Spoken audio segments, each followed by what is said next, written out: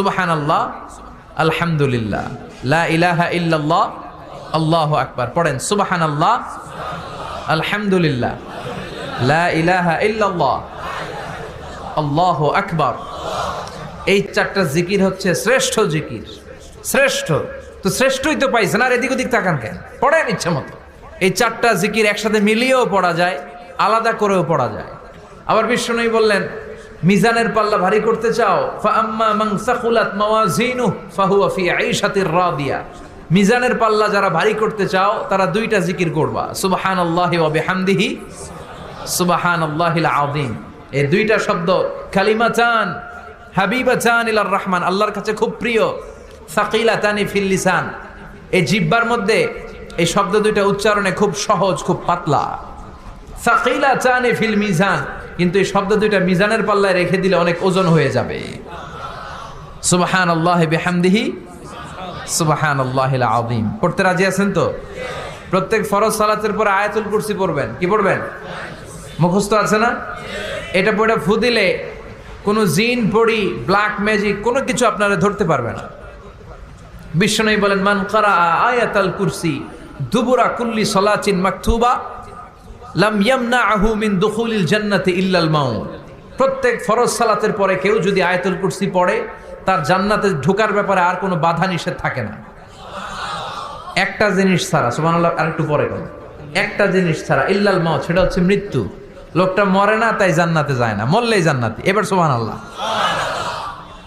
তাহলে প্রত্যেক ফরজ সালাতের পরে আয়াতুল কুরসির দরকার আছে না নাই? প্রত্যেক ফরজ সালাতের পরে সালাম ফিরিয়ে আওয়াজ করে পড়বেন আল্লাহু আকবার। 3 বার পড়বেন আস্তাগফিরুল্লাহ, আস্তাগফিরুল্লাহ, আস্তাগফিরুল্লাহ। সুবহানাল্লাহ 33 বার, আলহামদুলিল্লাহ 33 বার, আল্লাহু আকবার 34 বার। অথবা শেষে 3টা 33 বার পড়ে মিলাবেন লা ইলাহা ইল্লাল্লাহু ওয়াহদাহু লা শারীকা লাহুল মুলকু ওয়া লাহুল হামদু ওয়া হুয়া আলা কুল্লি শাইইন কাদির। আরেক বর্ণনা একটু বাড়ানো হয়েছে, ইউহয়ি ওয়া ইউমীত ওয়া হুয়া আলা কুল্লি শাইইন। এগুলো পড়ে না, কোত্থেকে কি হাবিজাবি পড়ে ঈমান নষ্ট করে। এজন্য মুমিন হবে, মুমিন they work smart, they don't work hard. মুমিন স্মার্টলি কাজ করে, মুমিন কষ্ট করে কাজ করে না। সুবহানাল্লাহ কবেন না? মুমিন সুযোগ খোঁজে, মুমিন কাজ করে smartly. They don't work hard, they work smart. They work smart, তারা স্মার্টলি কাজ করে।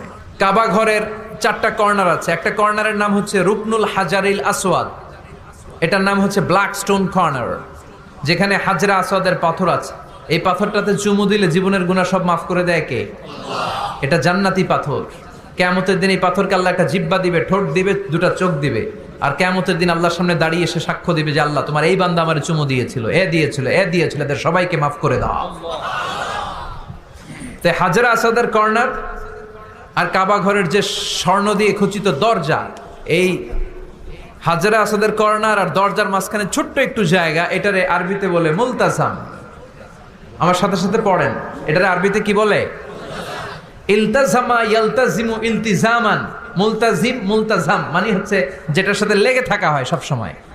সাহাবারা এই জায়গাটার সাথে লেগে থাকতেন, পেট লাগিয়ে, গাল লাগিয়ে, চোখ লাগিয়ে, মুখ লাগিয়ে কাঁদতেন আর দোয়া করতেন। আর এই জায়গায় পেট লাগিয়ে, শরীর লাগিয়ে দোয়া করলে ওই দোয়া আল্লাহ ফিরিয়ে দেয় না। কিন্তু ওই জায়গায় দোয়া করার চান্সও এত সহজে পাওয়া যায় না, ধাক্কা ধাক্কি যুদ্ধ করতে হবে আপনারে। তো এক মাওলানা চান্স পাইছে ওইখানে, অনেক ধাক্কা ধাক্কি করে, খাইয়া দেয়া শক্তি কইরা ধাক্কা ধাক্কি। পাকিস্তানি পাঠানি যেগুলো আছে, 8-10টা পাঠান একসাথে দাঁড়ালে ওগুলার জ্বালায় কিছুই করা যায় না। এইভাবে তাকাইতে হয় ওদের দিকে, তাকাইলে আপনার টুপি পরে যাবে পিছনে, ইয়া উঁচু লম্বা। তো এই মাওলানা অনেক ধাক্কা ধাক্কি করে কোন রকম ওই মুলতাজামে হাত লাগাইতে পারছে। এখন আবার তো আরেক ধাক্কায় কই যে চলে যাবে কোনো হিসাব নাই। তো সেইখানে দাঁড়াই আল্লাহর কাছে দোয়া করছে, যেহেতু এই জায়গায় দোয়া করলেই আল্লাহ কবুল করে, এখন কয়টা চাবে আল্লাহর কাছে, সময় তো নাই। সে ওখানে হাত লাগিয়ে দোয়া করতেছে, আল্লাহ একটাই দোয়া, জীবনে যত দোয়া করছিলাম আর করবো সব দোয়া তুমি কবুল করে নিও। যত দোয়া জীবনে করছি আর মরার আগের দিন পর্যন্ত যত দোয়া আমি করব, এই দোয়াগুলো কবুল কইরো। এই একটাই চাওয়া, আর কিছু চাইলাম না তোমার কাছে। তো কিছু বাকি রাখছে? কথা বলেন। The believer, they work smart, they don't work hard. বিশ্বাসীরা স্মার্টলি কাজ করে, ওরা শক্তি খাটিয়ে ঘাম ঝরিয়ে কাজ করে না, ওরা সুযোগ খোঁজে, ওরা ঝোপ বোঝে কোপ মারে, ঠিক কিনা? যেখানে সওয়াব বেশি, অল্প কাজে প্রফিট বেশি, লাভ বেশি, ওইটাই না মানুষ করবে, ঠিক কিনা? এই জন্য যে সহি আমলগুলোর কথা বললাম ফরজ সালাতের পরে, আজকে থেকে এগুলো আমরা করব। মনে থাকবে ইনশাআল্লাহ? পড়েন আর জোরে পড়েন ইনশাআল্লাহ। যে বইটা থেকে আমরা কয়েক মিনিট শোনার জন্য আজকে বসেছি, বইটার নাম সবাই বলেন। এই কোরআনে কোনো ভুল নাই, কোনো সন্দেহ নাই। This is the book, the most authentic and original book in the world, whereof there is no doubt in it, and a guidance to those who are muttaqin. আল্লাহ বললেন যালিকাল কিতাব লা রাইবা ফি হুদাল লিল মুত্তাকিন। এমন বই যেটাতে সন্দেহের অবকাশ নেই, মুত্তাকিনদের জন্য গাইডলাইন। কিতাবুন আনজালনাহু ইলাইকা লিতুখরিজান নাসা মিনাল যুলুমাতি ইলান নূর। ও Muhammad, I've revealed this holy and sacred book unto you in order to lead the mankind out of darkness into the light. ও নবী, অনেকগুলো অন্ধকার থেকে একটা আলোর মশালের দিকে নিয়ে যাওয়ার জন্য আমি কোরআন নাজিল করেছি। বামপন্থীদেরকে ডানপন্থী বানানোর জন্য আমি কোরআন নাজিল করেছি।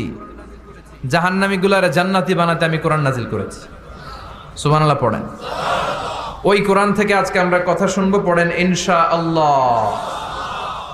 আমি আপনাদের খেদমতে আল কোরআন আল কারীমের 30তম পারার 112তম সূরা, খুব ছোট্ট একটি সূরা, সাইজে ছোট্ট হলেও ফজিলতের শেষ নাই, এই সূরার বরকতের শেষ নাই, এই সূরার ইম্পর্টেন্স, সিগনিফিকেন্স, স্ট্যাটাস, এগুলো শেষ নাই। অনেক ছোট ছোট জিনিসকে আমরা উপেক্ষা করি, আমরা গুরুত্ব দিতে চাই না, কিন্তু আসলে এটার গুরুত্ব যে কত বেশি আমরা বুঝি না। সূরাতুল ইখলাস হচ্ছে ওই রকম একটি সূরা যেটাকে আমরা গুরুত্ব দেই কম, আসলে অনেক গুরুত্বপূর্ণ। সুবহানাল্লাহ পড়ে। এমন একটা সূরা যে সূরাটা সবার মুখস্থ আছে, মুখস্থ নাই কার কার একটু হাত তোলেন। সবার মুখস্থ আছে না? আলহামদুলিল্লাহ পড়েন। তো এই সূরাটা থেকে কিছু কথা আজকে আমরা শুনবো, শিখবো, জানবো, আমলের নিয়তে। নিয়ত খালেস করেন, ইন্নামাল আমালু বিন্নিয়াত। সব কাজের প্রতিফল দেয়া হবে নিয়তের উপর বেস করে, বেসড অন ইউর ইন্টেনশন। আপনার কি ইচ্ছা ছিল, এজন্য সব কাজ করার আগে নিয়তটাকে খালেস করবেন। নামাজে দাঁড়ানোর আগে যদি নিয়তে গোলমাল থাকে নামাজ হবে? কথা বলেন।